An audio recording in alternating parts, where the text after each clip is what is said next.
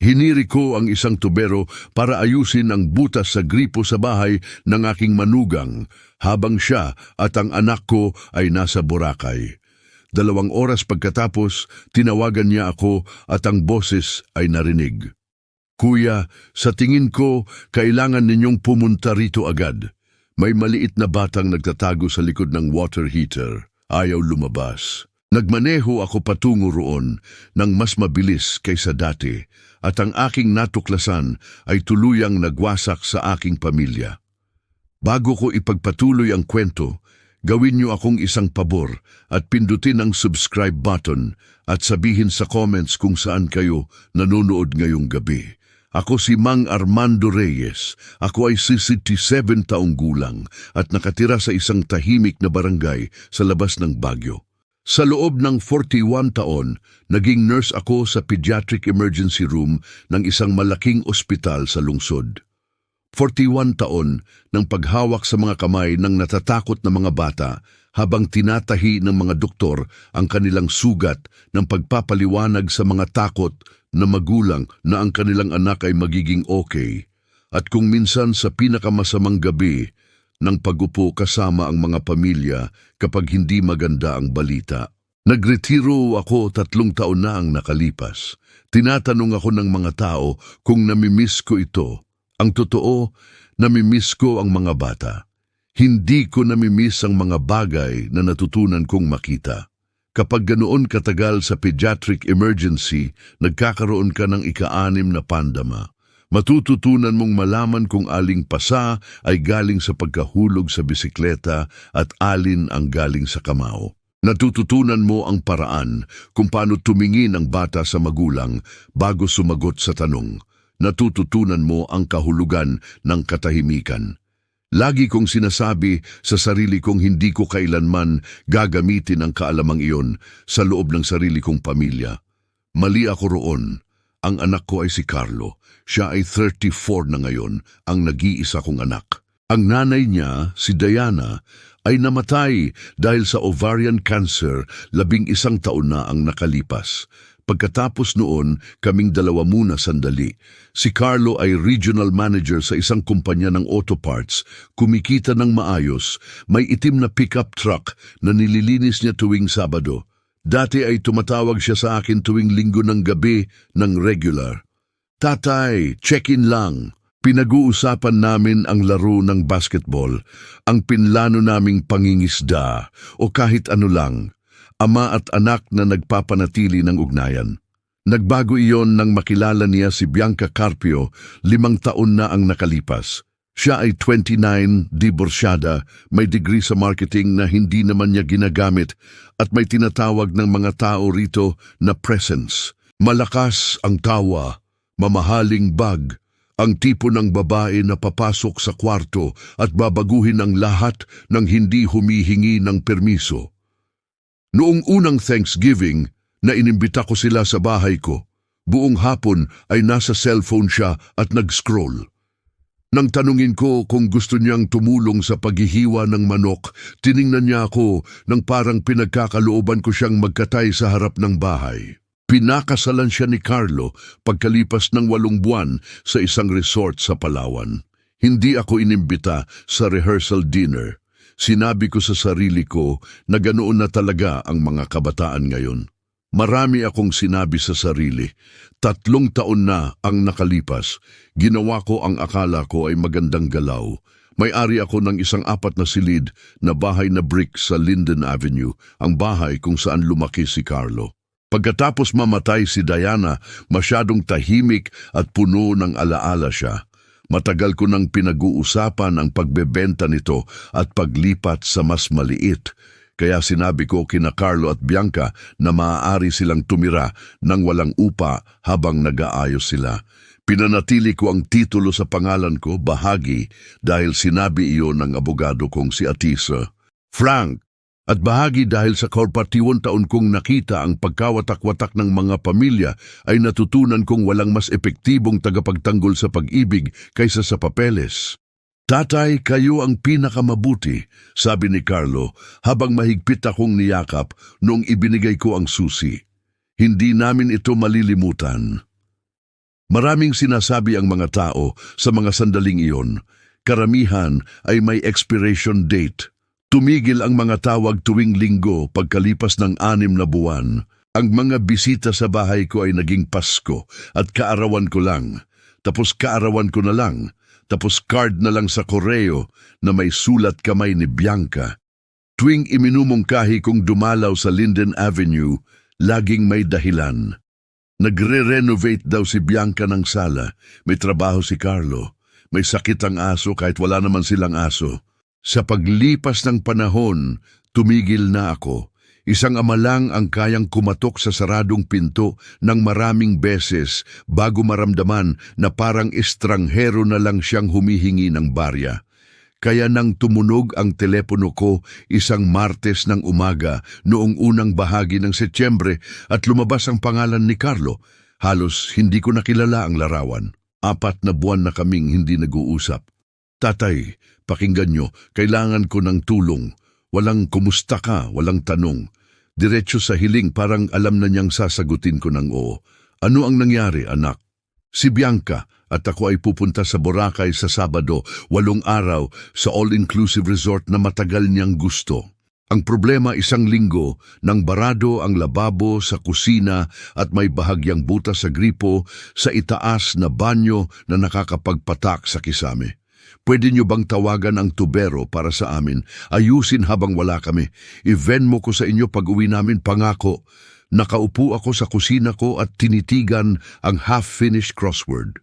8 araw sa Boracay at hindi man lang makahanap ng oras para sa tubero, pero kayang tawagan ako kapag kailangan. Wala na akong susi sa bahay niyo, Carlo. Ibinigay ko na ang spare nung hiniling mo. Oo nga. Iiwan ko ang isa sa ilalim ng planter sa veranda, yung gray na may patay na halaman. Sabado ng umaga na lang siya papasok. Lalong lalala ang problema sa plumbing kapag iniwan. Bakit hindi ngayon pa bago kayo umalis? Mas gusto ko habang wala kami, tatay. Ayaw naming maabala sa ingay at gulo. Alam niyo naman si Bianca. Alam ko kung paano si Bianca. Alam ko kung paano na naging dahilan na lang si Bianca sa lahat. Sinabi ko sa kanya na aayos ko. Sabi niya, salamat tatay, lifesaver kayo, at pinatay ang linya. Walang paalam, walang I love you, basta ang maliit na click ng isang lalaking nakuha ang gusto at wala ng utang na loob.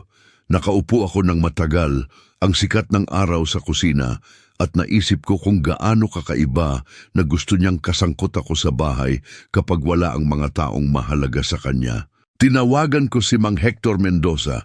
Si Hector ang nag-aayos ng plumbing sa ospital noon bago siya nagkaroon ng sariling negosyo. Mabuting tao, 3 anak, nagdadasal bago kumain. Nagkakamustahan kami paminsan-minsan, Christmas cards at beer sa fundraiser ng ospital tuwing tagsibol. Sumagot siya sa 2nd ring, Mang Armando, matandang koyote, sabihin mong tungkol sa pangingisda ang tawag mo. Sinabi ko sa kanya ang kailangan. Sabi niya kaya niya sa Linggo ng umaga, walang problema, at bibigyan niya ako ng friends and family rate. Binigay ko ang address. Linggo ng umaga, maaga akong pumunta sa Linden Avenue at pumasok gamit ang susi mula sa planter. Ang bahay na pinagtamnan ko ng anak ko ay hindi na parang bahay na pinagtamnan ko ng anak ko. Lahat ay pinintahan ng off-white na may fancy na pangalan, sigurado si Bianca. Ang mga dingding ay puno ng framed na litrato nilang dalawa sa beach, sa concert, sa harap ng mga restaurant. 30 litrato siguro sa pasilyo lang. Wala ni isa kay Diana, wala ni isa sa akin, wala ni isa kay Carlo nung bata pa. Parang inedit na ang unang 31 taon ng buhay niya sa family album. Nilakad ko ang mga kwarto para siguraduhin na bukas para kay Hector. Ang kusina, ang banyo sa itaas, ang basement kung saan nakatayo ang water heater sa sulok. Ang pinto ng basement ay nasa dulo ng pasilyo at nang subukan ko, nakalock. Hindi deadbolt, yung maliit na pinlock na pwedeng ibuksan ng paperclip. Tinitigan ko ito, sino ang naglalak ng pinto ng basement sa sariling bahay? Dumating si Hector sa kanyang service truck at sinabi ko sa sarili ko na tatanungin ko si Carlo mamaya.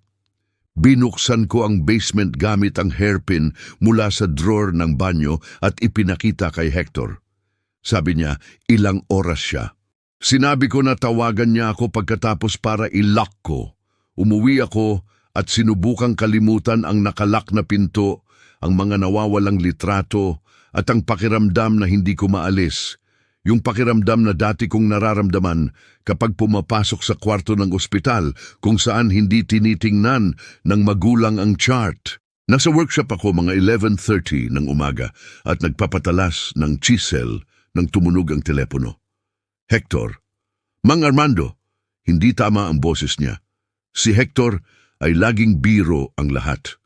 Nakita ko siyang nagbibiro habang tumalsik ang dumi mula sa sirang tubo sa cafeteria ng ospital. Ang boses sa telepono ay hindi iyon. Mang Armando, sa tingin ko kailangan ninyong pumunta rito agad. May maliit na batang nagtatago sa likod ng water heater. Ayaw lumabas, ayaw magsalita sa akin. Kailangan ko kayong pumunta. Nahulog ang chisel ko. Ano ang sinabi mo?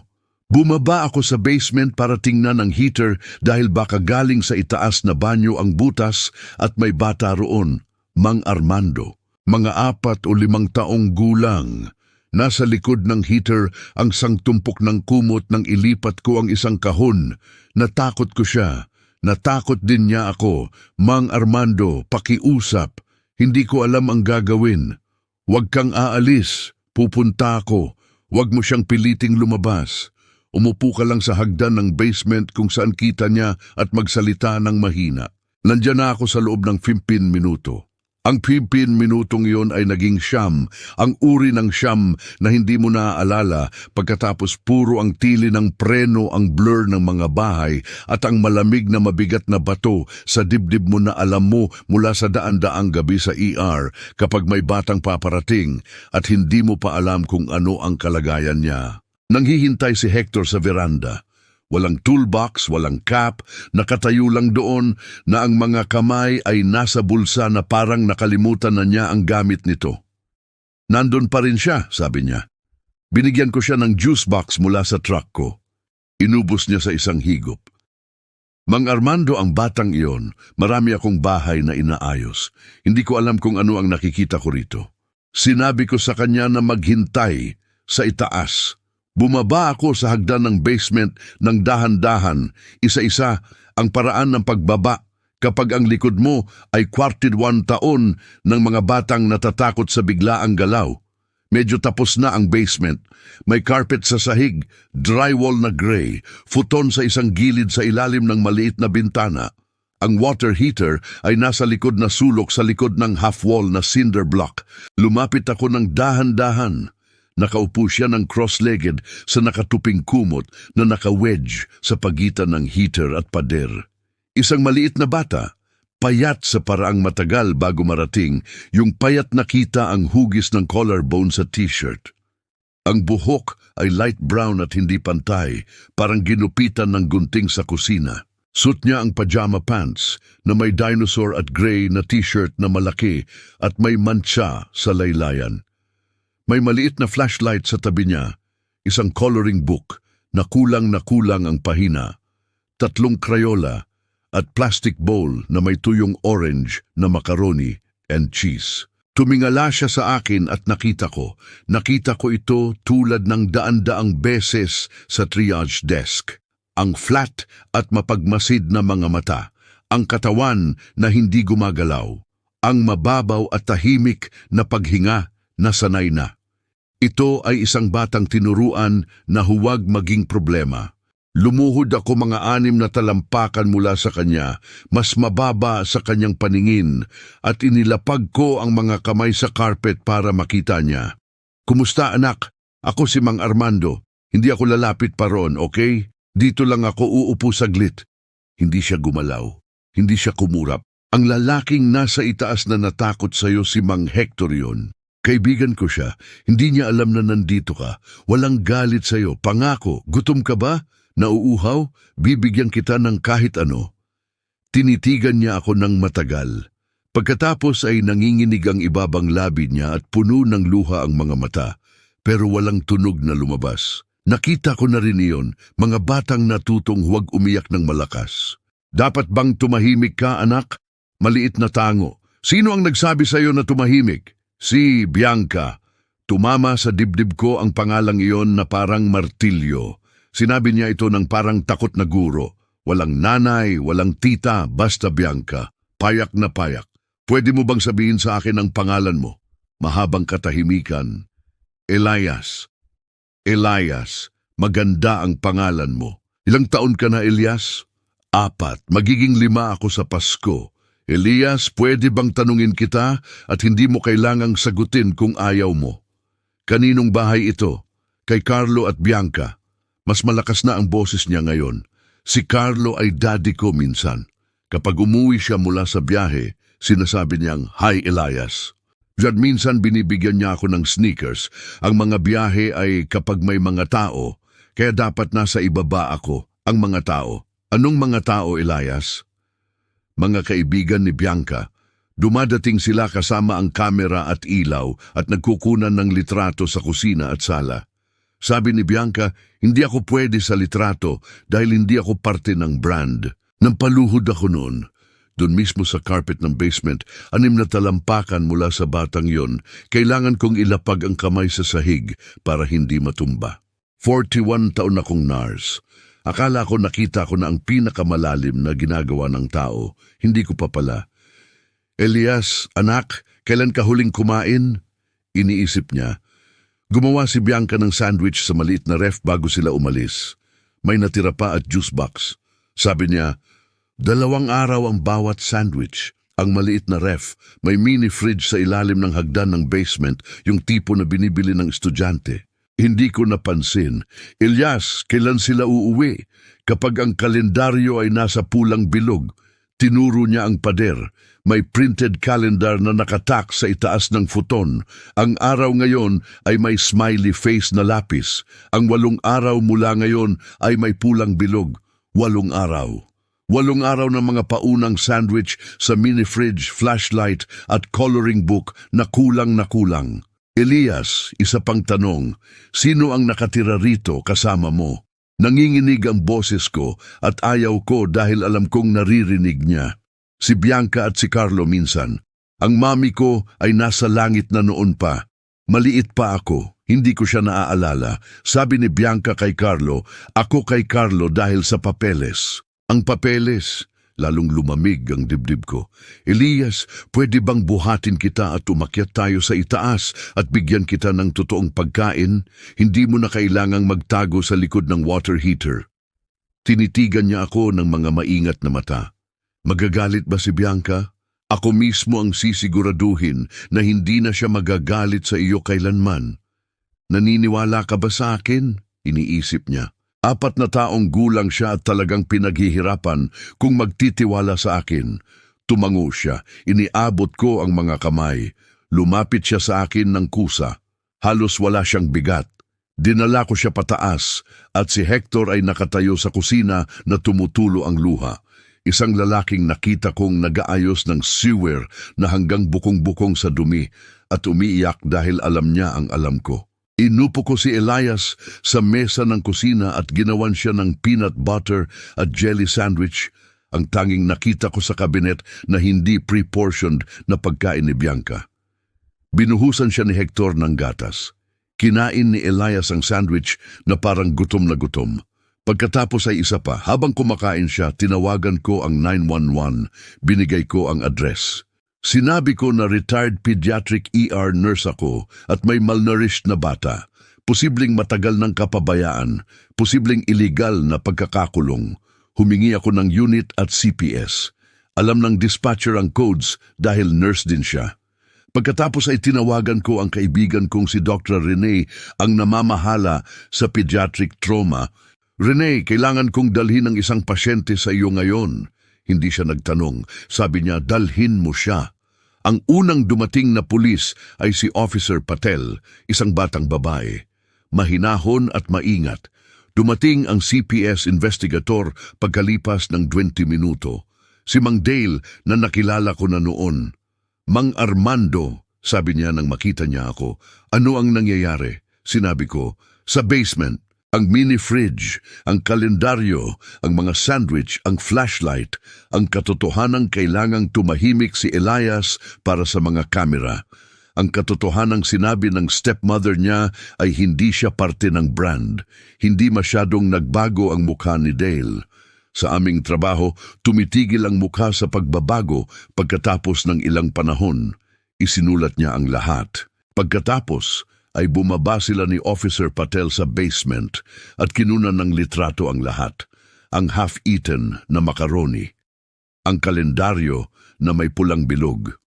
Ang butas sa likod ng water heater kung saan pinatira ang isang 4 na taong gulang sa loob ng 8 araw. Sumakay si Elias sa truck ko patungo sa ospital dahil pinayagan siya dahil sobra na ang estranghero para sa isang araw. Si Renee ang sumalubong sa amin sa side entrance na may wheelchair na hindi niya kailangan at stuffed elephant na talagang kailangan niya. Dinala niya ako ng mahina at tiningnan niya ako sa ibabaw ng ulo niya at ang mga mata niya ay nagsabi na ng lahat bago pa dumating ang resulta ng lab. Pinanatili nila siya overnight. Ang mga medikal na resulta ay eksaktong sinabi ng mga kamay ko. Malubhang malnutrisyon. Kakulangan sa vitamin D dahil sa matagal na walang araw. May problema sa ngipin.